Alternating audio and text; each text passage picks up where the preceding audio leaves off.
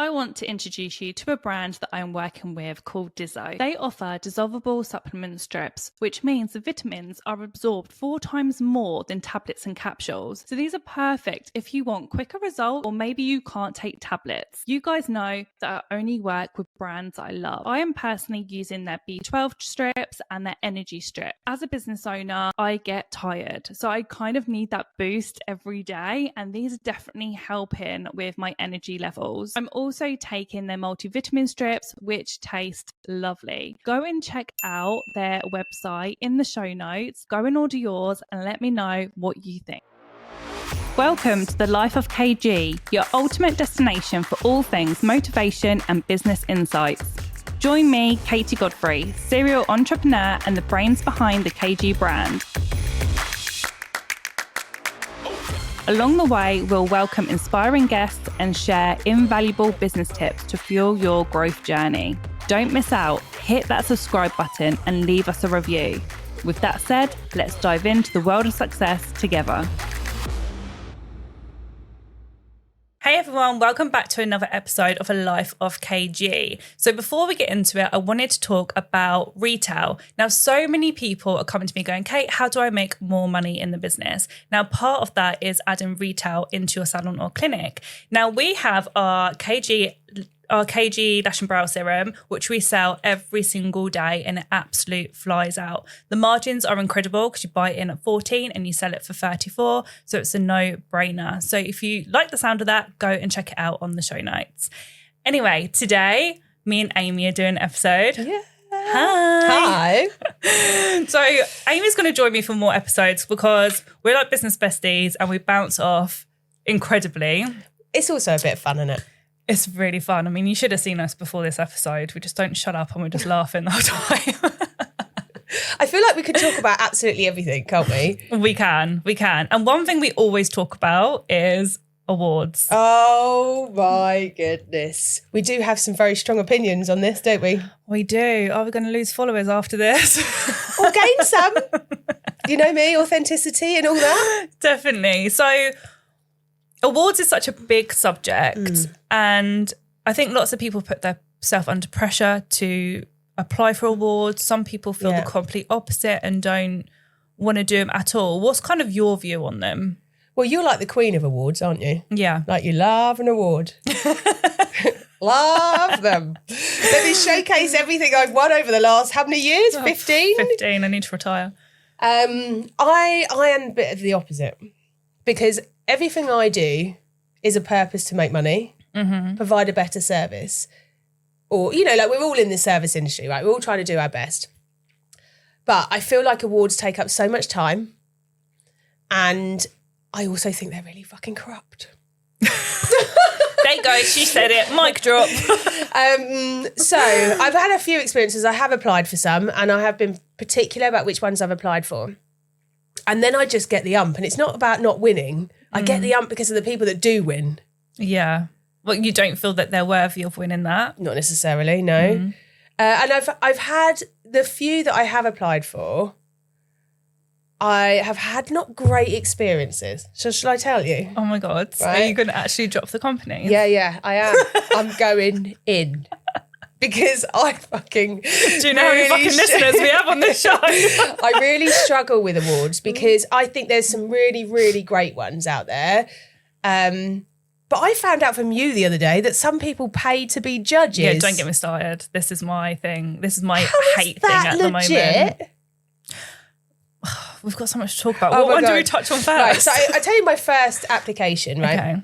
So I thought, you know, Mui's, we're like killing it. Couple of salons, like our service is phenomenal. We very, very rarely get a below a 5-star. So shouldn't it matter what the clients think rather than what the industry perspective is? Yeah. But I found that that's not the case. So I had, I applied, I think it was best nail salon or something like that. I can't remember. I applied for a few and it was professional beauty ones that I applied for. And this was a long time ago. Like I'd had Farnham and Horsham and that was it then. I hadn't franchised yet.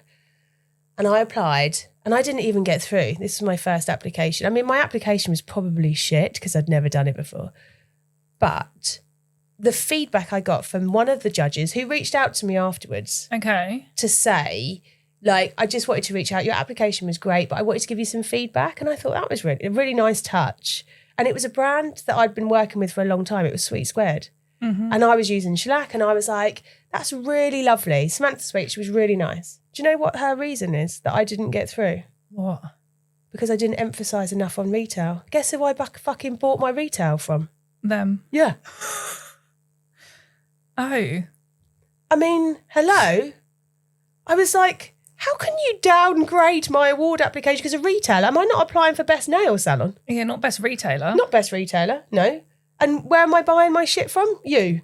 Oh, okay. So now I need to emphasise and put more of a push on retail so that I buy more from you. Oh my, that was my first. To push their business, like that's why that is. And it really gave me the ick. Do you still buy from Sweet Squared? No, I changed product range anyway, but it really gave me the ick because I was like, why are you judging me on my retail? Yeah. Like, also I think some of them are really dated. So you're being awarded on a type of service that was probably really good in the 90s. Mm-hmm. And now, 2024, it's a different industry, different world. Clients are wanting different things. And where are the movers and shakers in the industry? Why are we still rewarding the same people doing the same shit that we were doing in the 80s and 90s? Why are we not rewarding the people that are moving and shaking the industry and for the better? Yeah, definitely. And making the change and leading the way with innovation or tech or whatever it is. I just feel like it's a bit backwards. Yeah. So that was my first one. I had another one where I put someone forward for wax. I can't remember. It was a Babtac one. Was it wax salon? I think it was waxing salon or waxing trainer or something. I can't remember. But the person that won had literally done a TikTok video. Oh my God, this really boiled my piss. she done it. The person that won this waxer of the year. Right. I think it was, or wax trainer of the year. She done a video on TikTok saying about wax grazes and telling people, she has a big following of students. She's a lecturer. Don't worry about wax grazes. Stick Sudocreme on it. Oh, wow. So for the last 2 years, I'm trying to change the waxing education, move people over to hot wax so that we prevent these wax grazes, because people are being sued left, right and centre, but also because education in MVQ is still teaching people to use strip wax and that hot wax is just like an add-on. Mm-hmm. But also, you know, people are using retinol, wax products have got better, the clients want better results, all of these things. It's like a recipe for disaster if you mix strip wax with that. Yeah. So I've spent years trying to educate on moving away from strip wax, and everybody should just be doing hot wax. I even give colleges my hot wax training for free because I want them to teach, because a lot of the trainers don't know how to use hot wax properly. Yeah. So it's like, if you have this for free, just teach your students so that when they go into the industry, they're not using strip wax and taking people's skin off.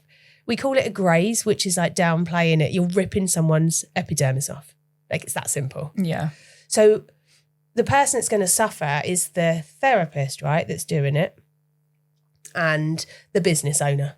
The business owner is probably going to fire the therapist that's doing it, potentially, because it's a claim against them. Yeah. That poor therapist doesn't know any different because that's how she was taught. Business owner might not know any different because that's how they were taught. So I was like, this massive campaign, we're trying all this stuff to move it over to help, right?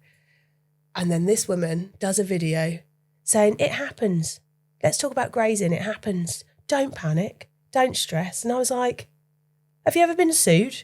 Have you ever had a lawsuit about a wax graze? Yeah. Because you would not be thinking that if you have. But also, have you ever had that happen? And she was like, it's happened a few times. Don't panic. Just advise the clients that their skin will heal in 4 to 5 days and to put Sudocreme on. And I was like, are you fucking having a bubble? What are you doing? And this is the person that's won. I'm out. Oh my God. So I made a conscious decision. I'm out. And you never applied again. I have applied for a franchise one though. I think like there's different ones, isn't there? There's industry ones, there's business ones. And I think the business ones are completely different. You've got obviously got the NatWest Awards, you've got LimeWire Awards. Like, there's quite a few ones that are like, you know, more business, corporate, that type of thing. And I think the winners ultimately come down to the judges. Yeah. It's down to the judges who they pick. Obviously, I've been a judge now for many years because I don't apply for awards anymore because don't? my list is way too long. You've already had a ball. Leave it for some others. No, like jokes aside, we have won over 20 awards, which I love. But has it made a difference to your business? In the beginning, yeah. Right, okay. Now, like brand no. awareness. So in the beginning, I won my first award in 2014, Lash Tech of the Year, Babtech. And it was the first time they'd done the Lash Awards as part of that whole award system. And oh my God, like it meant so much to me. Like when they called my name out, I bawled my eyes out on stage. Like it made so much to me. But then it depends how you then market yourself from that. So instead of me just winning that award and then being like, oh, I won, and then tell my clients and that's it, it was all over socials. I went to the local paper, I went to the industry magazines. You're so good at your PR though. I am so good. Yeah, you really are. But it wasn't, I think also what I liked about all of your awards and how you've done it is it's not an ego thing. No. Right?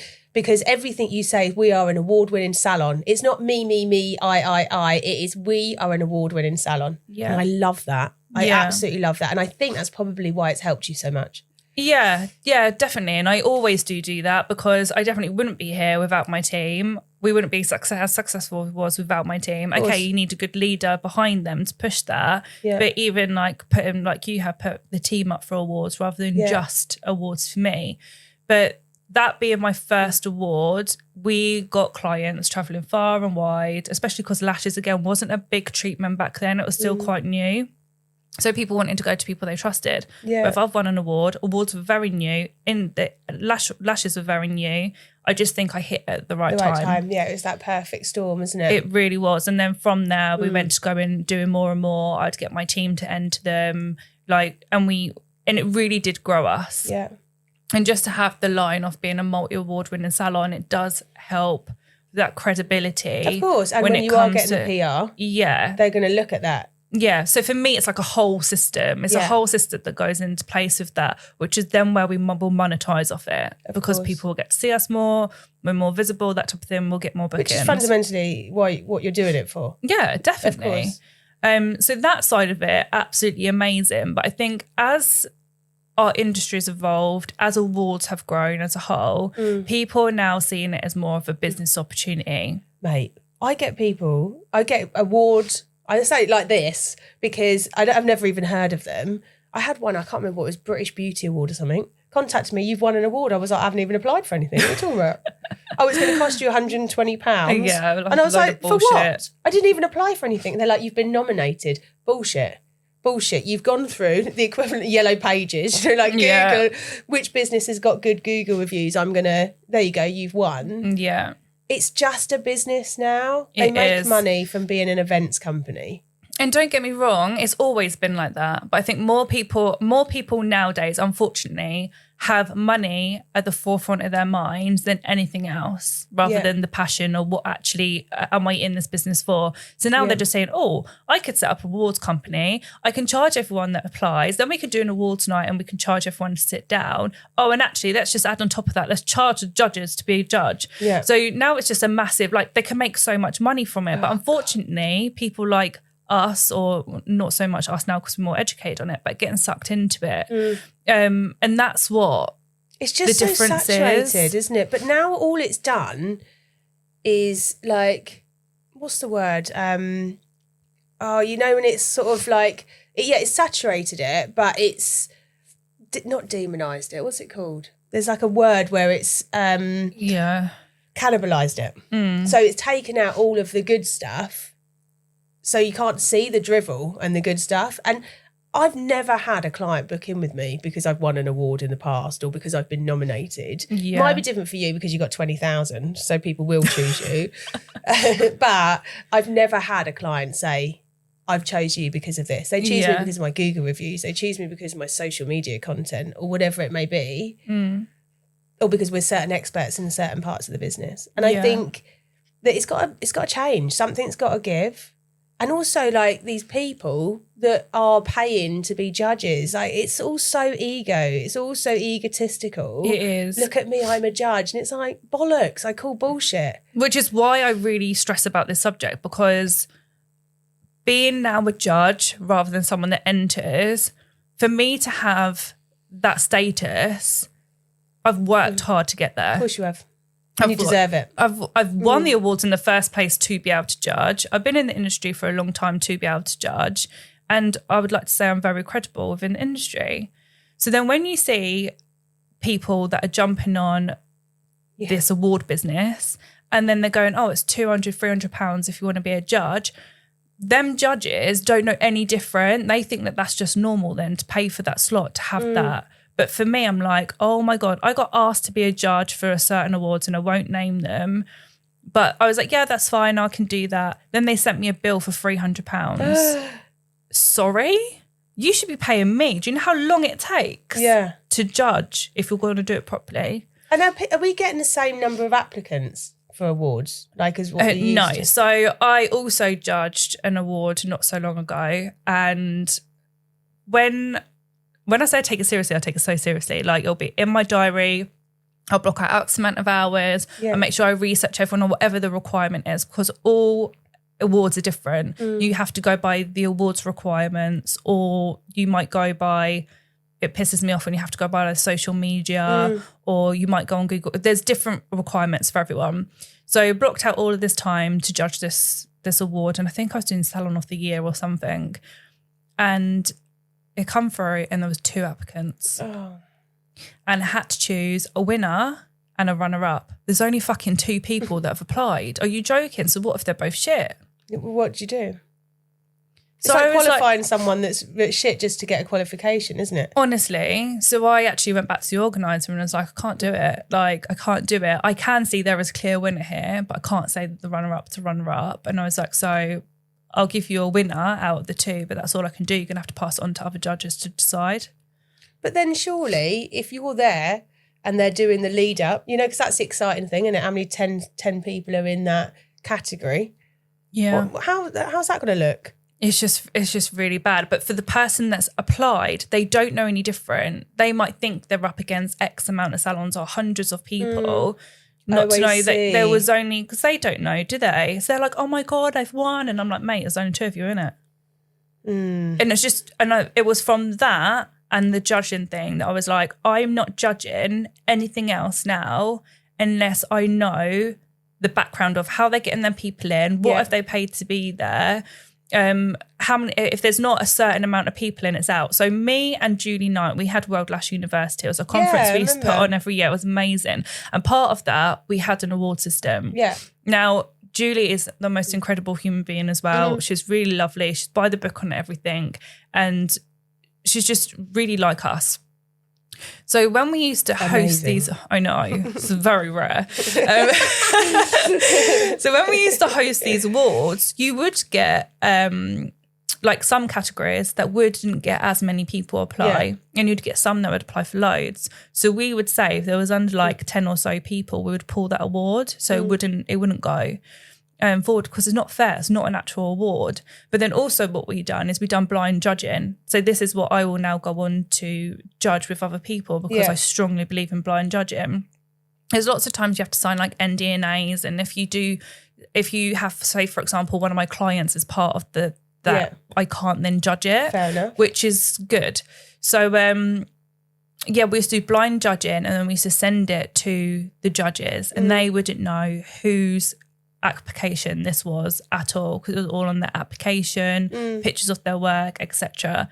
That's what I call good, like good judging, because they haven't got a clue. They can't go on, actually their social media looks good, because social media looks good, but actually in salon they might be absolutely shit, and vice versa. They might be amazing in salon, but haven't got no time for No, they used to be, but not anymore. But no one has time, and they're doing it remotely. And I understand, and also everyone's margins are squeezed as it is, so they're trying to save money. But how can you judge best salon if you haven't been there? No, I think there should be less awards, like, and we always say it should be like a regulated thing, but it's not going to be. But if it was a regulated thing and there was only a few a year that you could apply for, and there's a budget, because they're all making loads of money, so why aren't the judges getting paid to actually do the work? And the judges go around. So there was an award that I done years and years and years ago, and I went round to every single salon. And it took me like a week to go through all the salons. But that's a legit award. That's how it should be.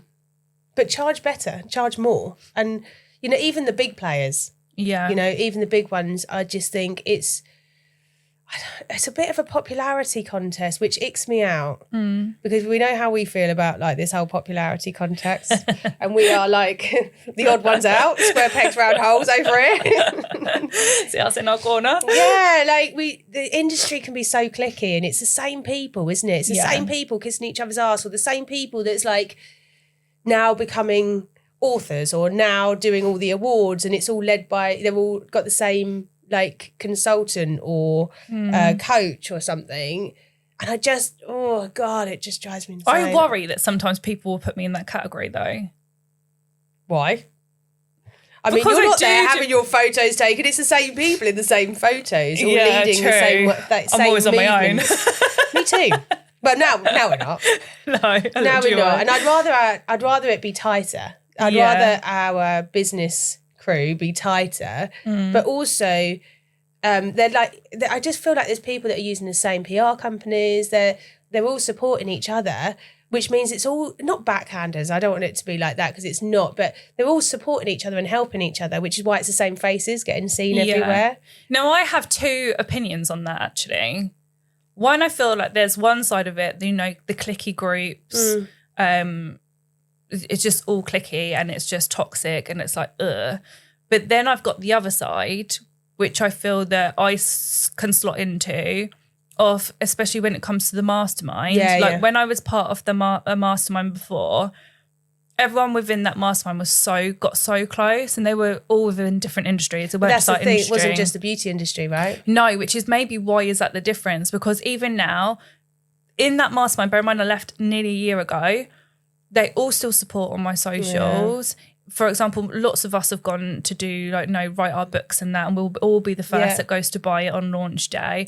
All really, really, really supportive. That's magical. That's so magical. So magical. But also I feel like you've created your own community with your mastermind and the salons that you're working with. Yeah. But I do feel like there's a really cliquey part of the beauty industry. On the dinosaurs. I can't believe you're actually going to say it. Yes, the dinosaurs that have been around forever and ever and ever. And we just don't fit in that crew, do we? No, and but actually, I don't want to. One day we might actually be the dinosaurs because we're probably still in this industry. We're saying about dinosaurs and we're actually the dinosaurs. Give it a few years and we will be. Everyone's like, who do they think they are? Step down. Yeah. I just feel like I think maybe there was people that judged Muiz as well, which is probably why I'm a bit bitter about it. I think there was people that judged Muiz like it's a bit I don't look like John Lewis has thrown up in my salon, so I don't fit. So yeah, I don't know. I've made a very conscious effort of just staying in my own lane, doing my own thing. And I think along that way, I've picked up like literally 2 or 3 people that I trust. But I think that's the best thing that can be done. Sometimes people will look at the industry or business as a whole and be like, oh, I want to be in their gang, or I feel like I could fit into there. Yeah. But it is about always staying in your own lane all the time. And then if you meet people along the way that you really connect with, like we did, like that's then a friend for life that will have your back, rather than, I'm just going to be in this gang because that's the gang to be in. I never want to be in a circle of people where I feel a little bit uncomfortable. No. Or what are they going to say behind my back? Or what do they really think about my business? Or, this is where I get a little bit prickly because I want to protect you. I think there's so many sharks that just want to, they see this massive following of yours and they want in. They want you for something. Yeah. It's not about like, well done.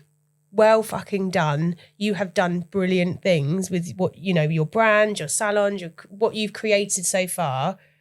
I'm really proud of you. It's what can I get if I partner with you? What can she do for me? That's the side of the beauty industry that I absolutely can't stand and I avoid like the plague. Yeah, and it happens all the time, doesn't it? Well, I don't know. I mean, I haven't got 30,000 followers and like all of that jazz, but do you get that? Yeah, all the time. I think I've become a lot more like known to it now, and I can spot it from a mile away. And I think that's why as well we've had to put things like, for example, sponsors in place and different things, because I'm like, if you want to work with me, then it's going to be this. Yeah, right. Or if you want me to promote your product, unfortunately you've got to be a sponsor, just to make it easier for me to shift out certain people, because they will just, the famous one all the time is, I would love to sit down and have a coffee with you. Mate, who's got time for a freaking coffee? Like, one, I ain't got time for coffee. Secondly, I don't like small talk. And like, it's just a mutual beneficial coffee. So funny. Like, what for? Like, coffee. It's like, I ain't got time for coffee. Wowzers, yeah. Yeah, you get that all the time. Yeah. But it is like, like if I get on with her, then I'll be able to do this, or I'll be able to recreate that. But it doesn't happen like that. And that's why friendships like ours and the other friendships we've got, it's got to be an authentic connection, right? Yeah. And then if you can and support, you will either way. But also you've got to be each other's cheerleaders because you give a shit and because you want to. Yeah. And I think that's what I really struggle with. I feel like it's really inauthentic. Mm-hmm. You know, there's people that will go around and take a picture with people that are known in the industry just to put on social. It's like, what the fuck? Yeah. I have no interest in any of that. It makes me feel a little bit sick. Bestie! Yeah, like, you don't know me, but you want a picture of me, or you want a picture with all these people. I can't bear it. Yeah. Look at me, a big showy. I'm not interested. I'm out. No, I don't blame you. And I feel like the awards are a little bit like that. And I've been to a few of them, and it is so, like, the ab industry has got some of the most incredibly beautiful people inside and out in it. And then it's also got these sharks, dinosaurs, sharks, whatever we want to call them. And I just think, like, pick your people wisely. Yeah, definitely. And I do think, like, if you are listening and you feel that under pressure that you have to apply for an award or win an award, you don't have to. Yeah. But if you feel that it's going to do something like, for example, like me, and you've got a whole strategy behind it, what's the then purpose? go for it. Like, definitely have to see what is it an ego thing, or is it because you've got like a whole plan behind it? Yeah. Then go for it. But don't feel like, I'm not an award winner, so then I'm not worthy or anything like that. I'm not good enough. Bullshit. Yeah, it's none of that at all. So if you want to apply, amazing. If don't. The tips I would give you, though, if you do want to apply for an award, is put your all into the application, because there's so many awards that I judge and you literally get one-liners. Really? Yeah, one-liners is really, really interesting. And then you get some people that put their heart and soul into this application, and they'll give me a bit of backstory and a bit of personal branding and about their salon and about their team and how they look after their teams. Yeah. Like, it's those that, well, for me, when I judge, that get through, rather than people go, I'll just quickly bash this application out. Yeah. So really, really put your all into it. And if you have got any type of personal branding story where we can see that, you know, you've come out the other side and you've been working really hard in the business, that also really helps. Yeah. And we both know filling out award applications are so time consuming. There are people you can get to do it, though, isn't there? There is, but it costs so much money. I met a lady once that has written a book about applying for awards, just in general. She was really nice, actually. But also, what's your view on ChatGPT in it? What, with awards? I think you can spot it a mile away. Can you? Unless you're clever with it. I think it's good for put the instructions in wisely with a brief of your salon and your backstory. Yeah. It's funny you say that, because what awards was it that I judged? It was literally a few weeks ago. I was judging them, and it's for Lash Awards, and I could spot a mile away this application for ChatGPT. Like, it wasn't even tweaked straight away. No. Like, no. So it would be a no from you? No. Okay. So what are your standouts, that any awards that you have judged in the past, or anything you've gone, wow, you deserve to win, that was phenomenal? I think really I love a story. Yeah. And I think that just helps with anything in business anyway. If you have got that story where, you know, maybe business was so hard in the beginning and you've broken through it, or maybe you've come from a really bad background but it didn't stop you anyway, or anything like that is really good. But then obviously there's lots of people that don't have that aspect, which is also completely fine. But then I think just showing like the raw side of it, and it's not been easy to get where you are, because we all know business isn't easy. Yeah. The effort that you put into your training now, like how much it means to you, your client focus, like making sure that the clients are at the forefront all the time. If you have a team, how you look after them, how you educate them, how you train them, like just everything in general. Because it's quite hard to be innovative. Isn't it? Because there's so much competition. There's so many other people and we're all doing great service. Otherwise we wouldn't be in business. Yeah. But it's quite difficult to be innovative, isn't it? Unless you're creating tech. I think it is hard. It is hard. But I'm just like, just be raw and honest on your application forms. If you want to use ChatGPT for that, that's fine. Like put it all into there. Yeah. And then it will make it sound so much better from there. That's fine. But don't just be like, I'm doing an award. This is the question. Can you give me an answer? Copy paste. Yeah. Yeah, because it will just be too generic, right? I mean, at least change it to English spelling. That's crazy. That is nuts. I know. So what's your view going forward on awards? Like, I think I'd still apply for a few, maybe, but I think I would go down the more franchise. And also, when you're talking about that mission, that purpose, what's your reason for doing it? Mm-hmm. Mine is brand awareness. Yeah, 100%. Like, I want everybody to know about Muiz and that Muiz is a great opportunity for people that want their own business. Mm-hmm. Like, why set up a salon from scratch when you know nothing and have no management experience when you can just buy a franchise? Yeah.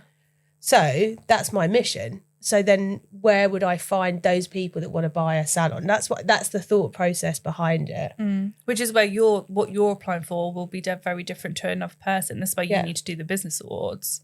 And there is franchise awards, isn't there? The franchise awards. So it's just being picky, I think, on what you do apply for. And also, what do you want your name to be against? I know there's loads of awards out there that I would not want to be a finalist, thanks. No, I agree.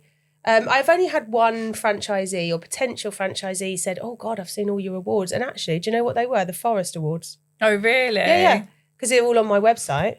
Yeah. And actually, do you know what? The Forest Awards are probably my biggest pride. Because we win every single year across all salons. Yeah, it's going on fact. I think it's genius. It was a genius thing that they came up with. Yeah, definitely. So yeah, we've won every year and we've done our 5-year ones, and every salon gets it and it's now a big thing. And like they're all in the windows of all the salons and on our website. I think that was brilliant. But also there's no cost. It's all really authentic. Yeah, definitely. That, you have an average of 4 or more, like in your customers love you. Yeah, definitely. But that's what matters, isn't it? It is, definitely. It is about customers and building the business, not the ego of being able to put it online. And I think if you ask yourself the question when you're applying for an award, what's your purpose? And if it's for me, I to be the status, then what's the reason for that? Mm-hmm. Why do you want that status? Yeah. Or why is that important? And is that personal branding status important for your next level? Yeah, definitely. Whatever it may be. Yeah, you definitely have to work backwards and be like, what is it that I'm doing this for? Or even if you're looking being like, I would really love to judge awards, like I would love to start doing that, then definitely apply to win some to know what the process is. So it just depends on what you want it for. Do you think that's helped anyone, Kate? I hope so. But what I have actually got, I actually created just a PDF on Canva of course. On like different awards that I do feel are legit. I'm not affiliated with them whatsoever, but just compiled a list together because I get so many people asking me all the time, what about this one? Okay, what about that one? What do you think? What are your top 5? Oh God, you're asking me. I'd have to get them up now.